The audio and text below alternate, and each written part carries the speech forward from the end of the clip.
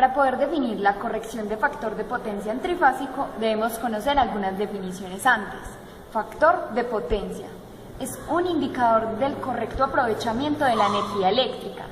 Y el sistema trifásico es el sistema de producción, distribución y consumo de energía eléctrica.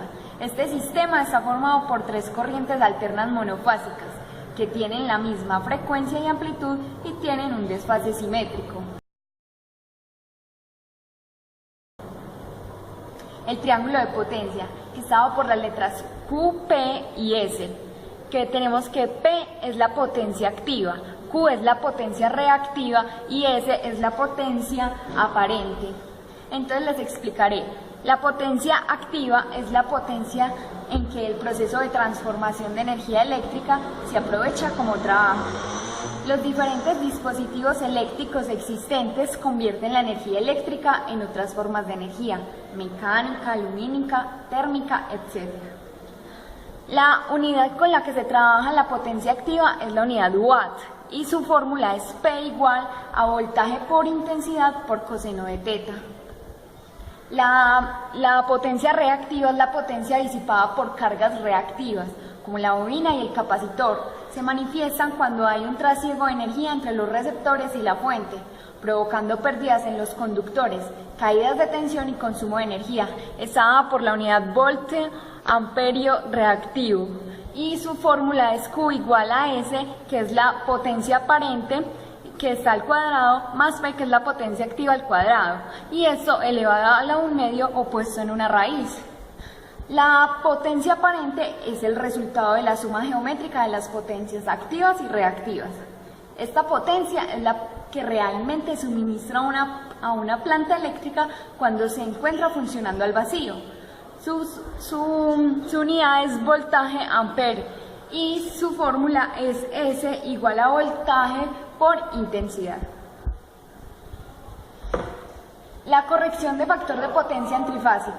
Se trabaja con cargas inductivas, lo que quiere decir que la intensidad está retrasada con respecto a la tensión que se aplica.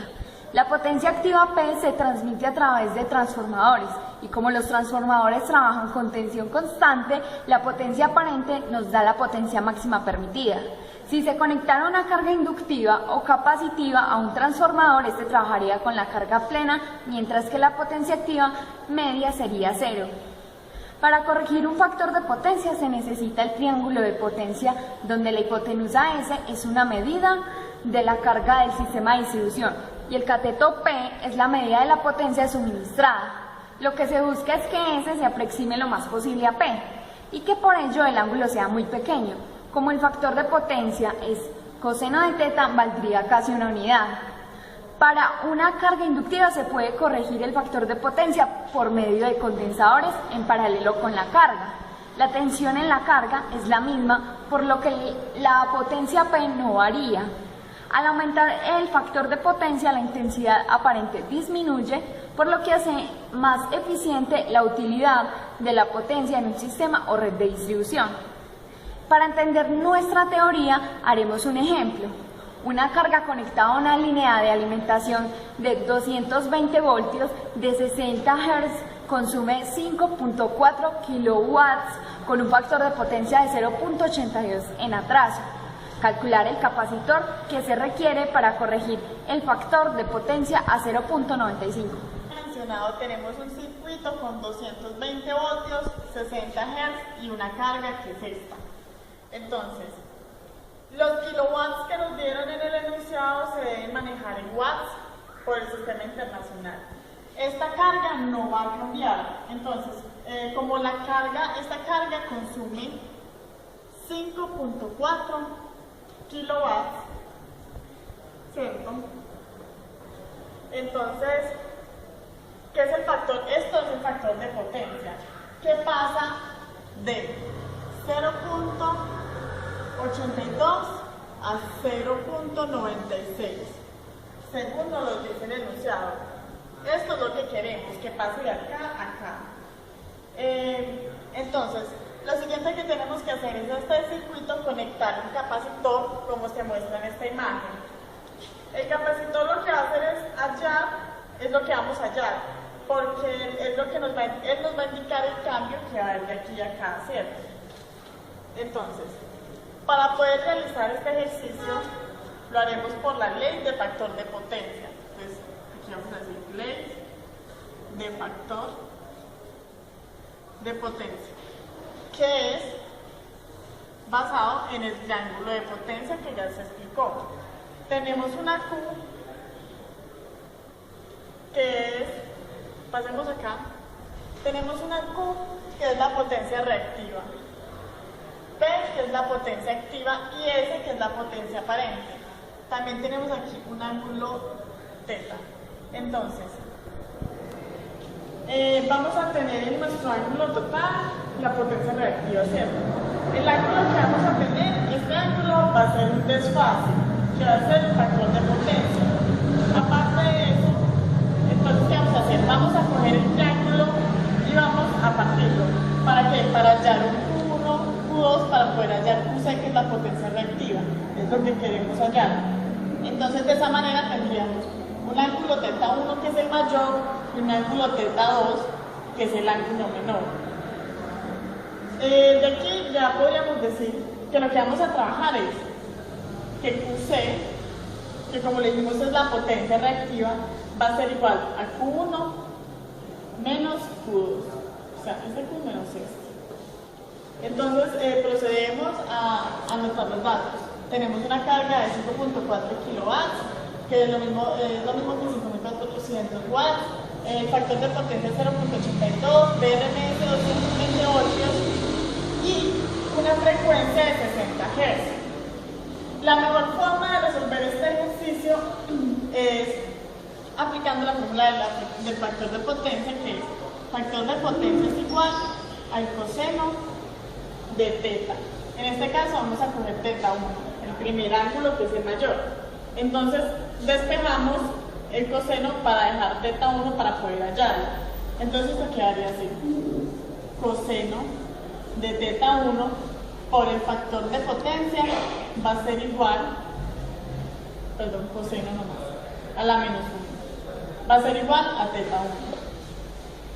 Entonces reemplazamos datos: coseno a la menos 1, factor de potencia 0.82, y esto va a ser igual a θ1. Haciendo los cálculos, θ1 quedaría como 34.91 grados. Entonces, ¿qué estamos haciendo? Estamos hallando θ1 para poder hallar Q1 de esta ecuación. Después hallamos θ2 para hallar Q2 y de esta manera hacer la resta correspondiente y poder hallar QC, que es la potencia reactiva, que es lo que queremos hallar. Entonces, de aquí seguimos con, tenemos que hallar, entonces, por trigonometría, tenemos que tangente de θ1 va a ser igual a Q1 sobre P, que P es la potencia activa. Entonces despejamos Q1 y esto quedaría igual a P por tangente de θ1. Entonces tenemos que Q1 es la carga que pasa por el circuito. Ya despejando esto nos quedaría 5400 por tangente de 34.91, que fue θ1 que acabamos de hallar. Esto nos da 68.5 con las unidades que es BAM. Bueno, entonces ya tenemos la primera parte. Pasamos aquí para hallar el factor de potencia 2. Entonces, va a ser el factor de potencia, que es igual al coseno de θ2. Entonces, θ2 va a ser igual a coseno a la menos 1 despejando por factor de potencia. Esto va a ser igual a coseno a la menos 1 por 0.96, que es el factor de potencia 2 que nos dan en el enunciado. Esto, haciendo las operaciones, nos da 16.97 grados. Entonces otra vez por trigonometría hacemos el mismo procedimiento que en teta 1, pero con teta 2. Tangente de teta 2 igual a Q2 sobre P. Entonces despejamos Q2. Q2 va a ser igual a P por tangente de teta 2. Entonces el resultado va a ser 1576 BAR, teniendo en cuenta que P es la carga. Esto es la carga. Bueno, entonces ahora simplemente ya como tenemos Q1 y Q2, vamos a reemplazar en la primera fórmula que teníamos. Que QC, que es la potencia reactiva, es igual a Q1 menos Q2. Los valores son 3768.5 menos 1576.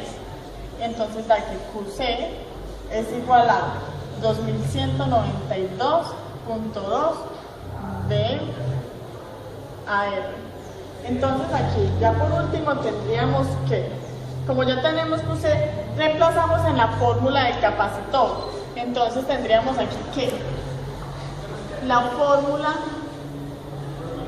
del capacitor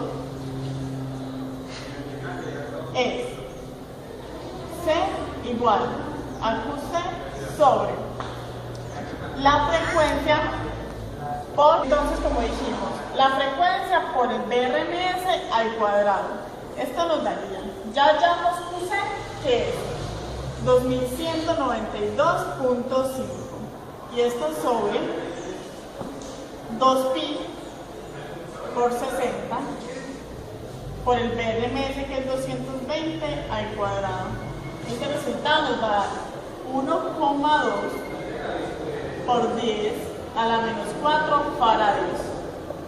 Entonces, esto es lo que se necesita para aplicar al circuito para que se quite el retraso. Para terminar, definiremos las conclusiones. Como primero, reducir las pérdidas por recalentamiento en líneas y elementos de distribución. Y la segunda, observamos una reducción de pérdidas de energía activa al reducirse la corriente conducida en la instalación.